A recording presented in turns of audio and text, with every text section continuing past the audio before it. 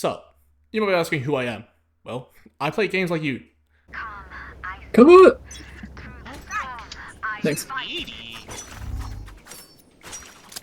Oh, he can here. I don't know if this is the one you want to play Frenzy on, I'll be honest. Target down. Oh! What's a gun right there, Kevin? Here. What do you want me to do about it? You smoke it right now, smoke it right now. Wow, that was cool. With the drop of 5.5 for Marvel Rivals, I decided to play again because I wanted to play Rogue. And just like all of us, when you want to play something new, you obviously search up a guide for it.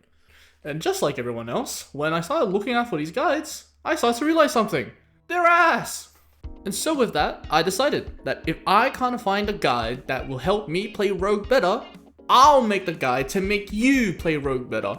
And to prove this, here's my first fun little tip. If you grab Wolverine's ability and use it, you actually get a 40% damage reduction. Plus, added on top of that, you have a 60% damage reduction on your block. Meaning, you probably get 100%. But that's not actually true. You actually only get 92% with this example here. Maximum pulse! Now, let's be honest, 100% damage reduction is kind of insane, so I think we can understand why they changed this number. But since you are completely surprised that I put this much time and effort into learning this character, I think I deserve you watching the rest of this video. And since we're talking about the ability, we might as well continue talking about ability absorption. Ability Absorption is a 10-meter dash where if Rogue is able to collide with an enemy target, it puts both her and the target into a 0.5 second animation lock. While in this state, Rogue is unstoppable, deals 30 damage per second to the target, while also healing 60 per second to the target. When the animation finishes, there's a 10-second timer that starts indicated by the yellow bar here. This yellow bar indicates how long she has to use the ability that she's just stolen. One more addition to this ability is that when Rogue steals an ability, she also steals stats from the character based on their class, while at the same time debuffing the character based on said class. These buffs and debuffs last for 10 seconds based on this timer. When Rogue grabs a Vanguard, she gains 125 HP while they lose 20 max health. While for Duelists, Rogue gains a 20% damage boost, while Duelists lose 3% damage output. If Rogue is able to grab a Strategist, she gains 20 health a second for the next 10 seconds, while the Strategist's healing output is reduced by 4%. And finally, if Rogue is able to make contact with an enemy that has no ability that she can steal, she instead gets a refresh onto her Fatal Attraction. Alright, and now that's all the basic stuff of the ability gone. Let's go into some advanced stuff about the ability. And the first thing we should look at is most likely the cooldown for the ability, because this ability's cooldown changes depending on who you grab. Now, you might be wondering, oh, but that's a bit complicated, how am I supposed to follow? Well, I made a tier list just for you. Aren't I just the most dedicated? Now, you might be looking at the tier list and seeing that Wolverine is the only 40-second cooldown. By the way, yeah, don't know why, but for some reason you get the life-saving passive off of Wolverine. So, I don't know why that is. It just makes no sense. I mean, you don't get the Storm passive to permanently fly, but technically it's not a passive. But then you go blind from Daredevil, but that's also not a passive. It doesn't make sense what you steal, really, but I've got a good idea about why the cooldowns are where they are. So yeah, just follow my reasoning for a little bit right here. Emma gets you Diamond Form, which is a self buff. Storm, you gain her Field, which is cool. Loki, you gain runes, and Thor, you gain the Full Force. And Blade, you gain his Vampirism form. So far, the connection is that all these abilities have some form of self-buff that relate around Rogue's internal character. So that's what I think that 30 seconds means. But then there's Johnny Storm, which creates a triangle immediately, which I don't know why he's 30 seconds at all. I really can't tell you. While everyone in the 25-second category kind of is a bit wishy-washy, I really have no clue. Because I don't know why Strange is there with a shield. That's not his E, but I don't know how you charge the E, so I guess they figured you just give her the shield and she'd be fine with it. But I don't know, it's kind of weird, eh? Some of this stuff makes no sense on the reason why they're there, so I don't know, take it with a grain of salt. And basically anyone in the 20-second cooldown is basically a projectile that can be thrown. Now that we're done with the reasoning, I should get into something very complicated about the ability, and it's kinda weird. And I think Rogue's the only character with something like this. I like to call it the ability timer rule, which is weird because, let me use Emma as an example here, alright? Emma's diamond form lasts for 8 seconds, while your ability timer is 10 seconds.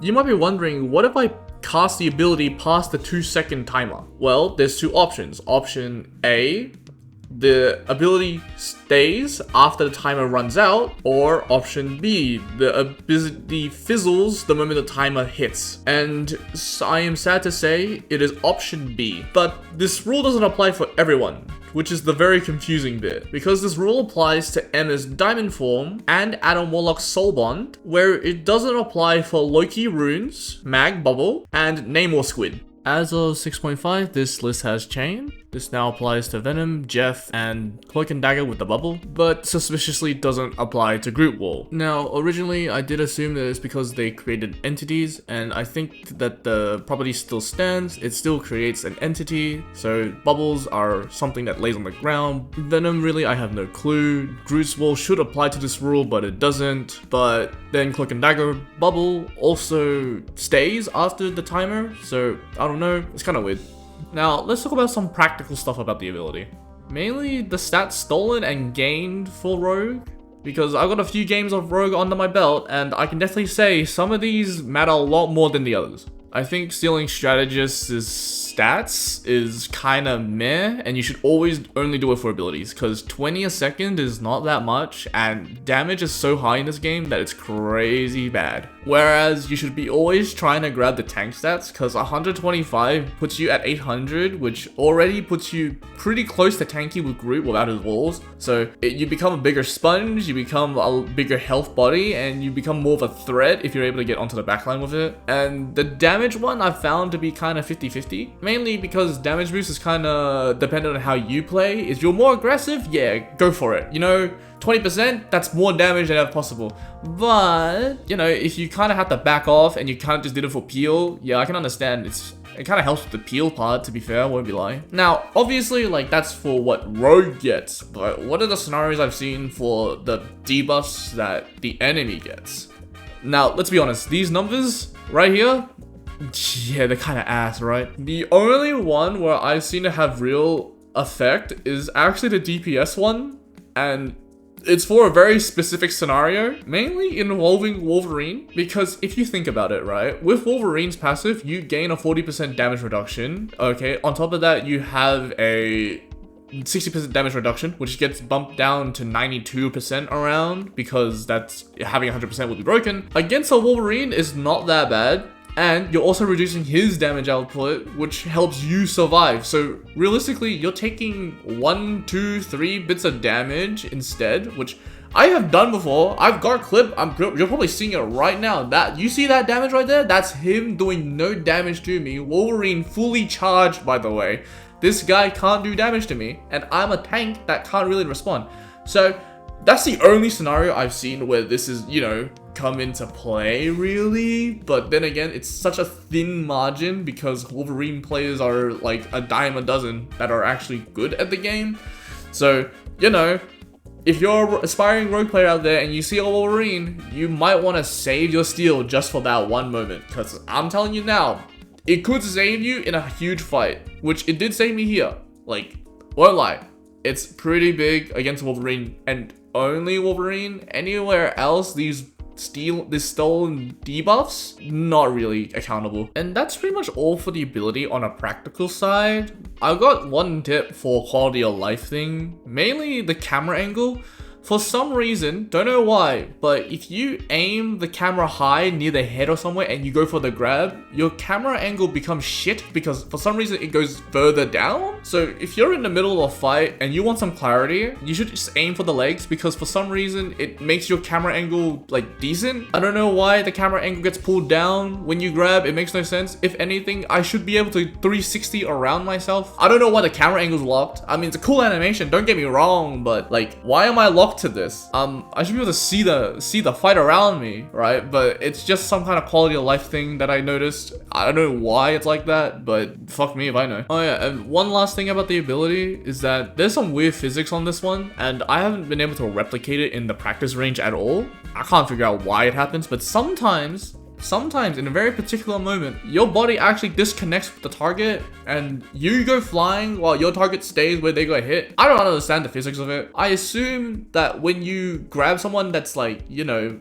from above them, your propulsion like bounces on top of them, like Goombas stomps them, and you bounce off and you land somewhere else. That's my only assumption. I can't tell you, but there's been some weird grabs I've got that have just sent me flying somewhere, and I can't tell you why, honestly.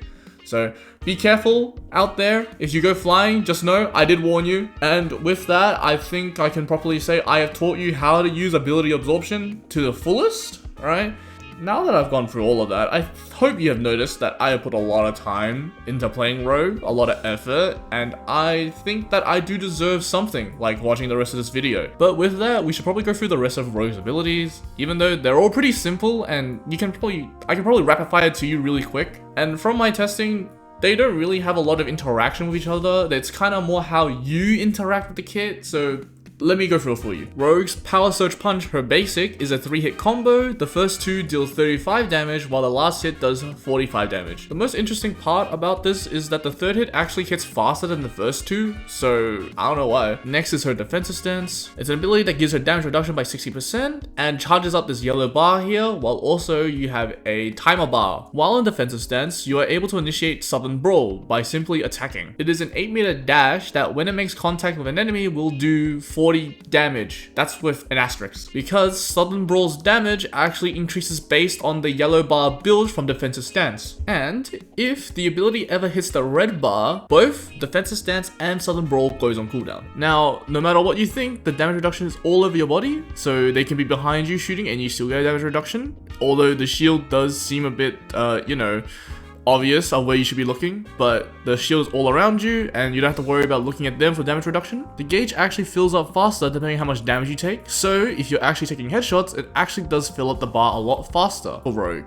And that's now the basic stuff out of the way to the ability. Let's get into something a little bit more in depth about it. Being that the intention of this ability is to block one instance of big damage. Something like an Iron Man ult, for example, is a perfect idea of what you should be trying to block with this ability. Because the yellow bar runs out faster than your uptime for the shield to come back up for Southern Brawl. Meaning that you have to kind of use it the moment you pop it, really. And you have to figure out why you're using it, because it is not a very forgiving ability, and in all of Rogue's kit, this one's the most hardest one to balance out, in my opinion. Also, one additional fact about this ability, for some reason, Southern Brawl can knock enemies out of flight or put them into a ground stance because it actually launches them backwards for some reason. Why is this here? I got no clue. Rogue's next ability is Fatal Attraction. Fatal Attraction has 2 activations. The first activation is a 10-meter dash where upon contact with an enemy deals 30 damage. The second activation will create a cylinder around you with a radius of 8 meters after 0.8 seconds.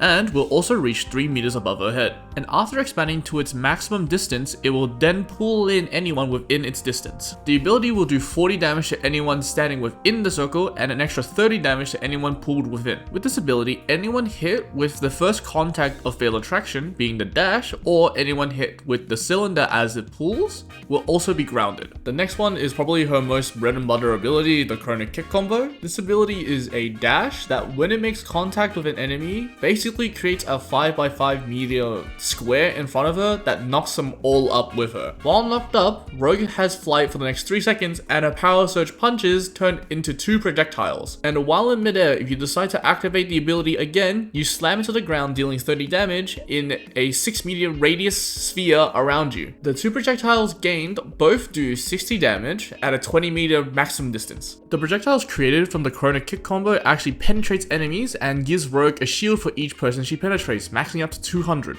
Now that we've gone through Rogue's abilities, now let's talk about how you should properly think about comboing with her. For combos on Rogue, it's a bit hard to say, mainly because my perception of her is more like a fighting game character, where every move you go into actually goes into a 50-50 split. Now, if you don't know what a 50-50 is, or have never played a fighting game, let me simply explain it like this. A 50-50 can simply be explained as a move that makes your opponent guess what your next move is, and is usually between 2 options, sometimes 3 and 4. For Rogue specifically though, it could be any move that she doesn't have on cooldown. Meaning, you could go for a combo like melee into fatal attraction into chrono kick combo.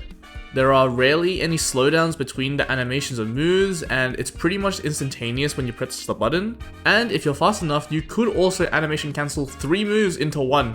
And so I believe that if you have this thought process for Rogue, it actually makes you understand how to combo her a lot easier, and typical matchups that you see her have a disadvantage in can actually be a good side for her, mainly because you can adapt on the fly. I say this mainly as because people think that since Rogue has no real options to hit a flyer, she's completely useless. That's a wrong interpretation, and I'm gonna prove it to you right here and right now with my own flyer combo. And the only reason that this flyer combo works is because her fatal attraction and sudden brawl have a grounded effect or a knockdown effect. So the first thing I would look for is to try and gauge distance. Can I hit him with a chrono kick combo, or can I hit him with the fatal attraction? If I'm able to connect on fatal attraction, do I go for a sudden brawl to keep him down, or do I go for a chrono kick combo to keep him up and then knock him down with the second activation?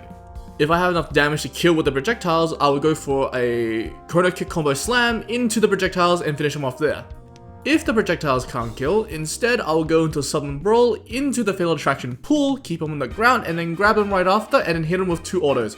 That usually is enough to kill, and that's pretty much the flyer combo. Pretty much simple. With the thought process of Rogue being a straight up 50-50 character from any fighting game, it made it a lot more easier to really understand how I'm supposed to use her abilities, mainly to make it unpredictable to what my next move is and make them believe that I don't have the reach I actually do. So I find it that this has helped me evolve myself as a player while also making myself very effective in these fights.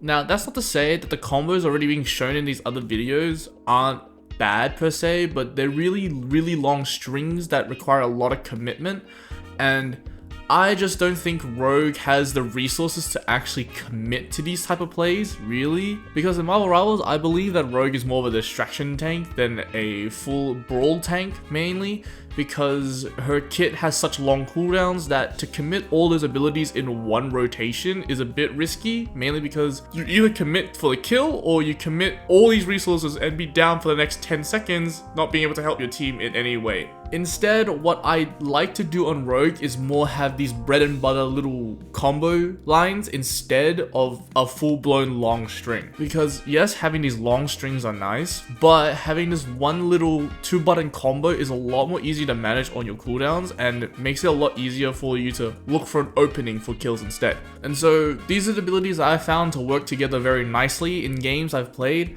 and are very easy to use and gives you a lot more options with the rest of your abilities, if anything else. Personally for myself, the combination I like to use the most is defensive stance with fatal attraction, mainly the second portion of the pool, but it's really nice to combo the initial dash from fatal attraction and the sudden brawl if I need to grab distance, or use the sudden brawl to escape the fight after I grab their attention. Now, the obvious combination is your chrono kick combo combined with your fatal attraction and your ability absorption. That's a lot of distance. I would, in this order, probably do fatal attraction into chrono kick and then decide what I want to do with ability absorption. I would usually use it and escape if I don't have any other way of getting out, but if I do want to commit further, I use it on an enemy that I'm trying to pursue.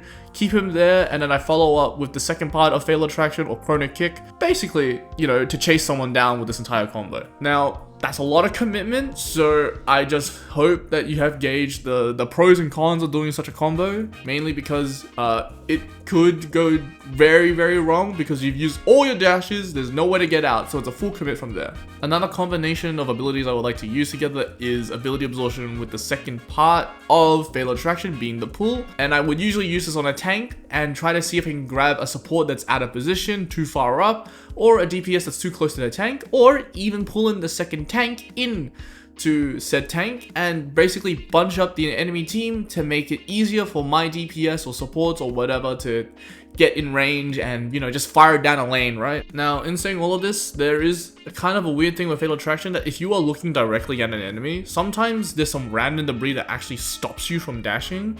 I have found that after I jump, it's actually a lot easier to do this dash than anything else. So I would say that before you plan for fatal attraction dash, you actually jump before you do a thing, and you actually get more distance as well. So note that. And now to really surmise how you should be thinking about Rogue, yes, you can learn all these really long strings that these YouTubers are giving you or other guides, but I would like to say that yes, it's nice to have these combos in the back pocket, but if they are showing you combos that are full commits, whereas I find it a lot easier to combine two abilities and see how you go from there, and then go into a string if it's easier, or escape, come back, and you can re-engage again, mainly because you didn't use all your abilities in one go. It's a lot easier like that. You have a better time throughout the match, and it feels a lot healthier that way. Instead of having to blow everything in one go, wait for 20 seconds for all your abilities to come back, and then come in when the fight's already over, and then you have to reset. It's really difficult to do that, so Rogue is a lot easier if you play her as an in and out character, so just think about what abilities you're willing to go in with, and then come out with, really. So just keep that in mind, and you'll be fine. Now, finally, let's move on to Rogue's last ability, her ultimate, Heartbreaker. Now, this ability creates an 8-meter radius sphere around you that does a few things. The first is that Rogue begins to drain ultimate charge in this 8-meter radius sphere around her, whereas the ability will stop draining at 80%. The second part of this ability is that Rogue starts to gain stats for each class that's in the bubble. From Vanguard, she gains a maximum of 400 health. From Duelist, she gains a 35% damage boost, while for Strategist, she starts to gain 75 HP a second. And this radius follows you as the core. So wherever you go, you get these stats for anyone near you, and drain their ultimate for them being near you. Now, I know I listed a bunch of stats you steal, but I do have to tell you that you don't get these stats immediately. You see, when you start this ultimate, the same thing as ability absorption begins, where you get the character's class or portrait in the little corner, and it tells you the bar that fills. You gain the set stats I said before based on how far the bar is. So if you're 50% on a tank, you gain 200 HP, then vice versa for all the classes, right? Now, one thing, I'm gonna go straight into like the more advanced stuff because this is really kind of simple in a way. So the first thing I gotta say is that you don't keep these stats after your ultimate is done, because all the stats you gain actually fizzles out the moment the ultimate ends. You go from a 1k health tank down to 600 in a click of a second, right? So technically you full healed, but you also just gave them a shit ton of ult charge for basically doing nothing. Which is honestly one of my gripes with this ability, being that the ult is so punishing to use that realistically these stat boosts that you gain aren't worth it if you just lose it, because, and this is something interesting here, the classes actually fill in at different rates. Not only that, they also fill in depending on how many of the specific classes you actually hit. And guess what? I have done the numbers for you. TLDR, strategists fill up the fastest, don't know why. Duelist second, Vanguard's last. If you are draining from a Vanguard, a singular Vanguard will take 7 seconds to fully charge this bar in your 8-second ultimate. Meaning that if the team comp isn't right, you can actually have little value with Rogue ult, which is crazy because solo tanking is kind of popular right now as everyone's locking in DPS. Oh, wow. Or, you know, triple support, double oh wow. And even then, a singular strategist actually fills up faster than 2 tanks, which is crazy. But, you know, that's my personal gripes with the ability, is that, you know, it fizzles, and for some reason the timers are different. I guess it makes sense because Vanguard health is just, having more health is just busted, which I could understand, but why is the disparity so fucking split apart from Strategist and Vanguard, by the way? I don't know, it don't make sense to me, really, that one. But it's not all doom and gloom with the ability, because it actually stacks with your ability absorption stats stolen.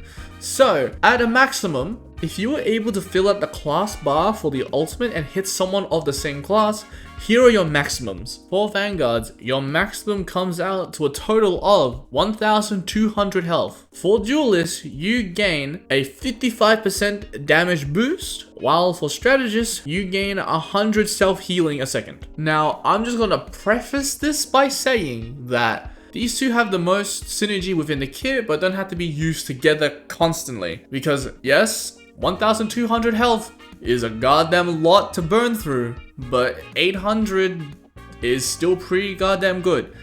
55% damage boost, kind of a huge boost, and 100 self-healing actually makes it, you know, kind of reasonable to take a support from that point, because 100 a second is, I don't think you can get one shot that fast, because I'm pretty sure it is comparable to a support ultimate for yourself, I think. Now, I don't have any mind-blowing tips for this ability, mainly because it's a little bit hard to use because of the many problems it has to go through.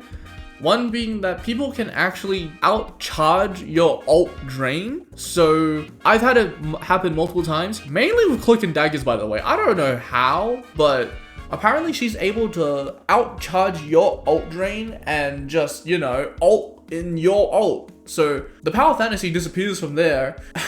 So I was gonna put it out there that this ability has its problems, has its faults, right? And I am really surprised that Season 6 did not address any of these issues. I guess no one's seeing them as problems except me, I guess. But regardless, people can outcharge your ult drain. People can out-damage the stats you steal. And unlike ability absorption, which gives them a debuff, I don't understand why this ultimate doesn't also debuff, because you're still taking something from them. I guess to balance it out since you're taking away ult charge, but then again, someone can outcharge your ult drain.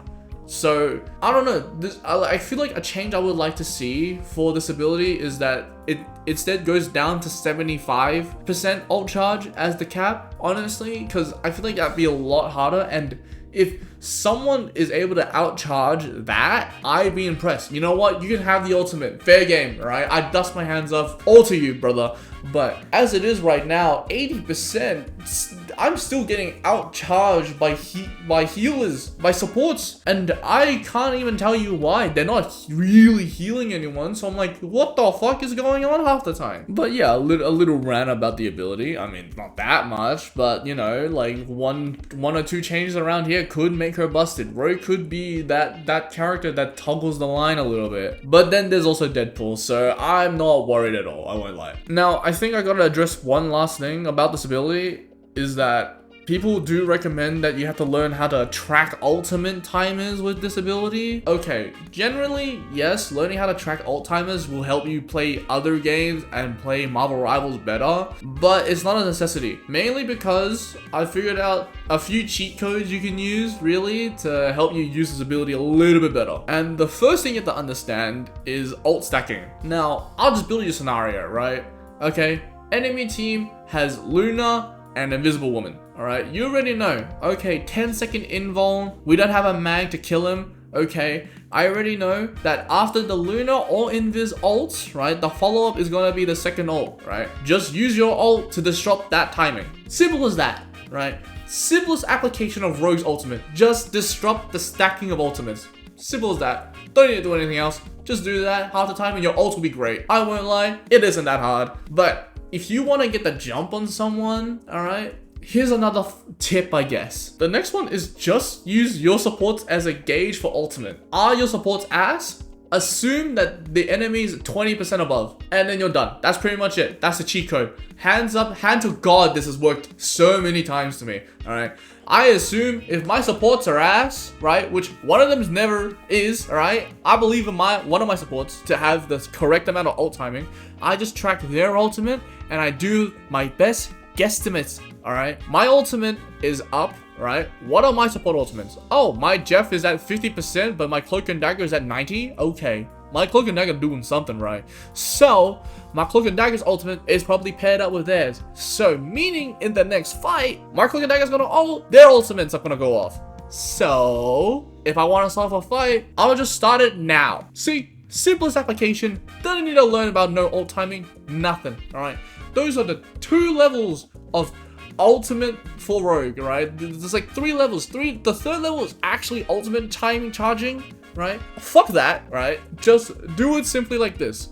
Disrupt ultimate stacking timings and just check your support ultimates. If they're bad, 20% more. If they're really good, they'll be on the same level, right? That's just simply how it is. Don't overcomplicate it. Don't need to do all this ult timing because your timings could be off because you're not a pro player. You don't need to be a pro player to do this. Just do what I say, you're done. Easy. Alright, now let's finish it off. Let's talk about playstyles. Yeah, playstyle. For playstyle specifically, I think Rogue being categorized as a brawl tank is kind of misleading, mainly because I believe that she's kind of a jack of all trades character, but her only weakness is that she can't main tank, and that's where the things kind of change.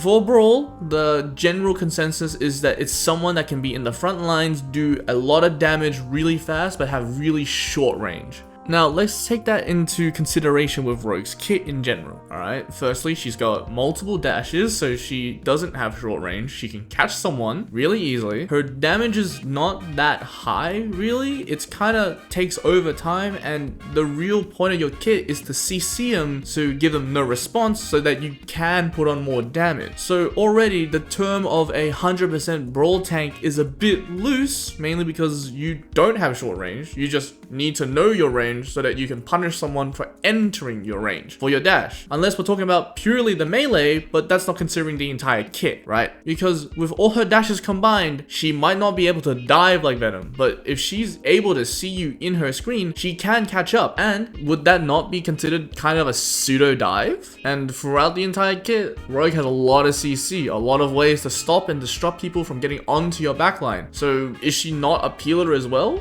Now, I'm not saying that this tank types idea is a fad and shouldn't be believed in. No, I believe that all of these have a place, and the tank types thing is just an easier way of explaining a kit before you've even, well, tried it out, basically, right?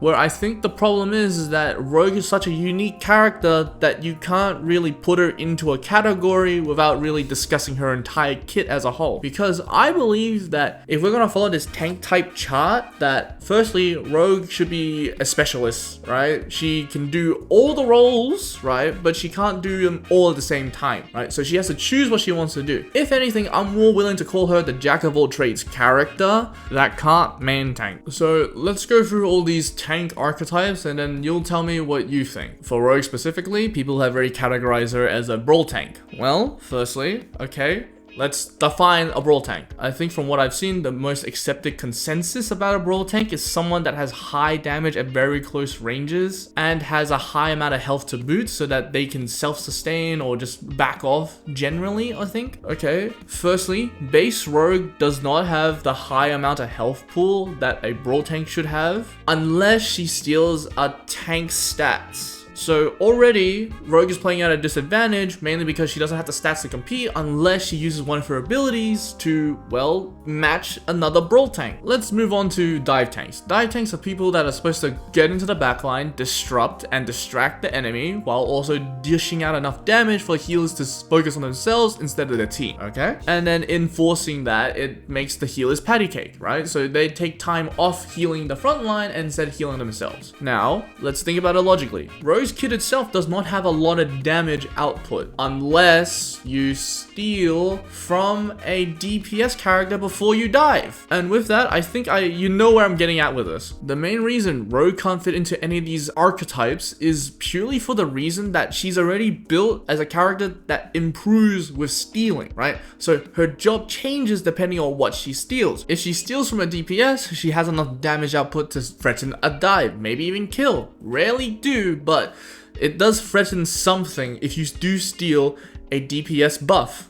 And if you're able to steal from a tank, you get a lot more HP and you can play around the front lines a lot more. Even though you still can't be the main tank at the front, you can still threaten something on the side, maybe look for a DPS out of position. This steal ability is the one ability that allows Rogue to play these different archetypes, which is why I don't believe that Rogue's specific playstyle is something that can easily be defined mainly off this one ability. Now, is there a certain rule for these archetypes for tanks? I haven't found one because Rogue doesn't fit into any of them unless you steal a certain buff, right? Now, after everything I've listed, I haven't listed stealing a strategist's buff, mainly because, as I've already said before, I haven't found a really situation where it changes anything. And so, if you do steal a strategist's buff, right, I wouldn't say it changes your playstyle at all. It's just a really nice heal, gives you sustain, right? If anything, it could help you dive if you just need to survive instead of doing more damage. That could be the only situation I can think of, and the only way I could think of that working is that if you were solo diving, right, and it's a 1v1 against the support, and you might as well just grab it because their ability will help you in the fight, right? So either way, the strategist one really doesn't help, but tanks and DPS, their buff changes how you should play and how you should think about what your next move is. And with that, I hope that has cleared up the misconception about playstyle, because with Rogue, the reason she's a 5-star is because you have to change your playstyle depending on what your resources are, what ability you have, what stats you've stolen, what cooldowns are up, what abilities are available to you, and what is your team composition, right? Because all of this can change within like a second, and you have to adapt on the fly, which is her main purpose in this game, is to try and adapt on the fly, because you're given so many resources that you have to figure out what's the most appropriate way of using these, right? And let's just put it simply, sometimes to adapt, you must switch off the Rogue. So don't just sit on the Rogue, mainly because she doesn't fit into every single fight, she doesn't fit into every single game. It's just safer if you swap off, mainly because she doesn't bring the most potential like other tanks. Now, to the last part of Rogue's kit being the team up with Gambit, Hearts as one is absolutely busted, broken. And if you ever see a Gambit get locked in and Rogue is open, or, you know, vice versa, because most likely Gambit gets banned, you should lock in Rogue purely for the team up alone, because it does so much damage, so much healing, that it'd be a waste not to have it. I mean, I have some insane clips with this ability alone, and I can't tell you why it happens, but I can tell you the reasoning for why this is broken. And it comes down to the chrono kick combo, because the way that Hearts as one works is that it activates, when it's activated, it allows you to create an AoE around any basic attack you create as Rogue, right? What chrono kick combo does is that it changes your basic attack into a projectile, meaning that the projectile will also apply Hearts as one. One other thing is that the projectile actually goes through enemies, so you can collat with it. So can you explain to me why I get so many kills here? Yeah, just for this ability alone, if you're able to figure out your right angles with the projectiles, you will wipe a whole squad just by looking at them. This team up is completely unfair. Don't know why it wasn't touched during the patch notes. I guess they wanted Rogue and Gambit to have a bit more free time until season 6.5, where Elsa drops. Right, according to Arthur 6.5, release of Elsa Bloodstone, and they did change something about Rogue. They decreased her Fatal Attraction cooldown by 3 seconds from 17 to 14, and defensive stance damage energy conversion rate from 0.27 to 0.35. Alright, let's break it down, being that this is actually gonna make her busted, because she is probably one of those characters on the line of being broken, and it may be purely because of the cooldown for Fatal Attraction, but I do like where these changes are. I think this puts her at a really good spot, because it allows her to engage more often or come back into the fight more often, and the damage conversion rate is actually really nice, because it was slow to fill up before, and now with it being 0.35, it means that you can take less damage but fill up the ball more, right? So it means that your Southern Brawl will always be doing a lot more damage from now on if you're using correctly. So I think it's so worth it. Like, these changes are really good for Rogue, and honestly, there are still a few changes I would like to see, being that maybe the ult should apply the debuffs that she does for ability absorption. Really, I think that's the only thing. Anything else might just completely break Rogue as a character, and then she gets major nerfed. So I'd rather not see that. But I mean, seeing these patch notes, they don't really nerf characters. Everyone just gets buffs and buffs and buffs and buffs. So I don't know. I mean, I would like to see the ult get changed a little bit. I mean, I would like it to go down to 75% instead of 80. I mean, that'd be a really nice change. I mean, there's still people out ult charging your ult regardless in 0.65. Also, adding on top of this, new thing was added, shadow buff, by the way. This wasn't during 5.5, but I think it was added during season 6 with Deadpool. Yeah, that's how long this video is taking me to make. I got really lazy. But apparently, a new thing is that defensive stance actually has a magnetic pull to it now. 3 meters away from Rogue, and I don't know why this is here. There's only been one time where this has become very useful, and it is for two specific characters. One being Rocket Raccoon, because you can absorb the bubbles he shoots out. So you can basically deny Rocket Raccoon healing if you're just in between him and the enemy, and Iron Man ult, where your defensive stance actually pulls his ultimate into you. So I don't know, Rogue can hard counter Rocket if you're in the right position, and can basically deny Iron Man and save a game-winning fight, which is what I did. So that's a good thing. That's a cool thing. All right, don't know when this was added. This was never here, 0.5, or it was really hard to notice. And now there's magnetism to the ability. I'm probably putting up a clip. I tested it with my friend, so you're probably seeing it right now. But that's my thoughts about 6.5 and the shadow buff in 6. Yeah, thank you for watching. Hope you enjoy, and yeah, I'm planning to make more content. I'll see what I make. All right, bye.